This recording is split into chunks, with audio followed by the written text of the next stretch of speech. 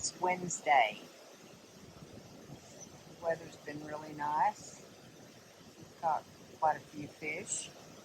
This is down by the fish hatchery. And back behind where the water's coming out is the natural spring.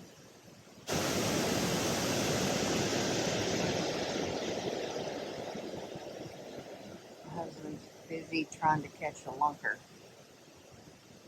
See how pretty it is?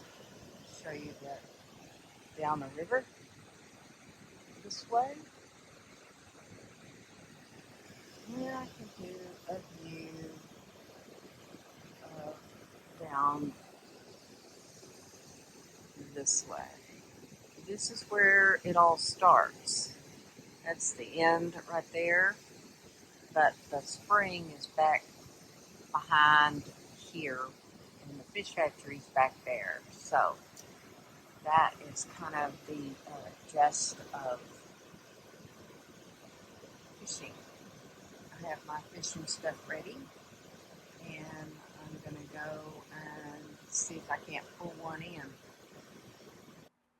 My audio was bad on this part of the clip, so I'm doing a voiceover. I'm explaining about trout and how they can see and the type of bait you use and kind of how to cast out and some of those sort of things.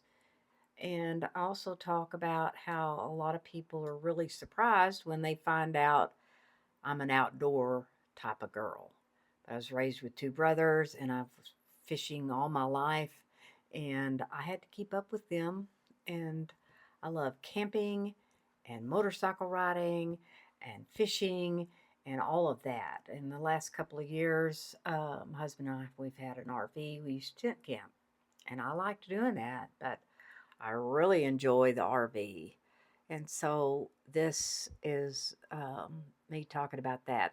This is my first catch of the day. I explain how slippery they are. You have to use a cloth to pick them up.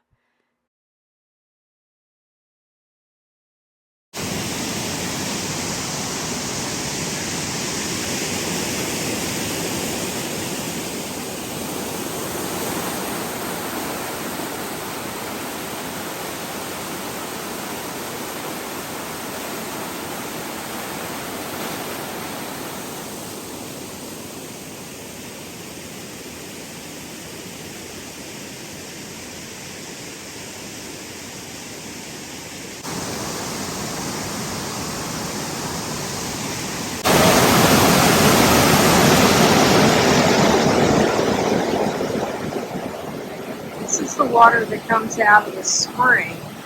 There's there. There's two. This is pond. And then the double spout down there.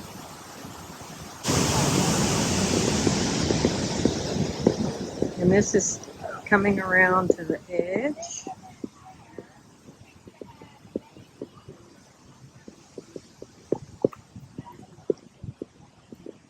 Sometimes you can see the trout.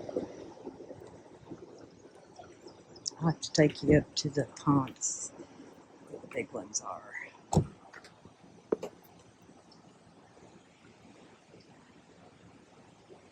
Just a few people have lost their lures and broke their lives. It's the calming effect of the water. You could do meditation.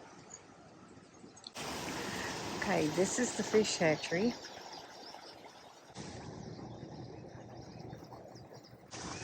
That's the spring back in there. Now you can see there's one. Now you can see those.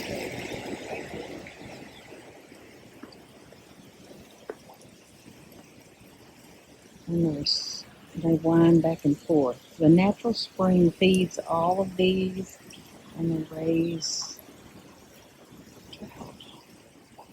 And then every night they take and scoop out trout and stock each of the ponds. Now this is the spring. I'm going to walk back in there and show you. I can remember I used to dream about this place. So I asked my mom, and she said, yeah, that's Roaring River. The color of the water. and it is crystal clear. I'm walking back up in here. The spring is right in front of me, and there's a sign down here. It tells how many gallons of water this thing pumps out in a day, and it feeds the hatchery and the whole river. When I was younger, they didn't have this gate. I'm not real sure what the gate's for. It goes way up. I hear it dripping back there from the rocks.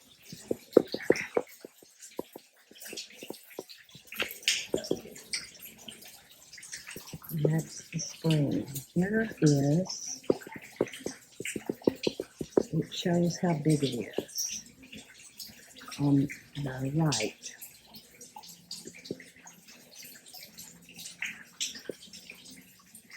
Some of it has not been explored.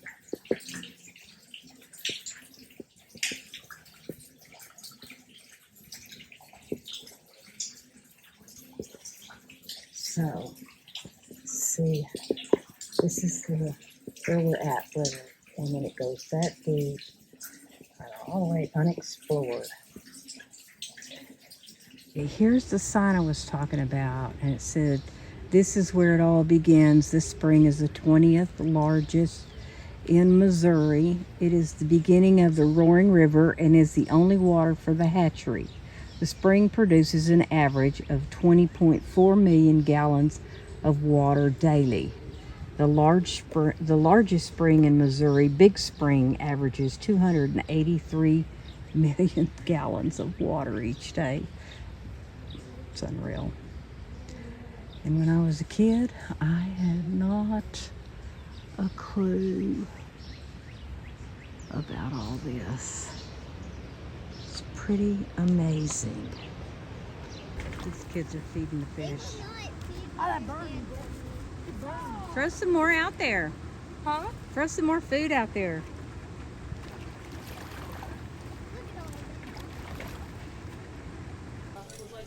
So now we're at the cleaning station. I'm going to show you our haul for this evening's fishing. This is the tail end of the campground, and there is a cleaning station. Here's our fish we caught this evening. So now we have to clean them, and I'm going to save you from having to see the cut and the gut. Nice catch.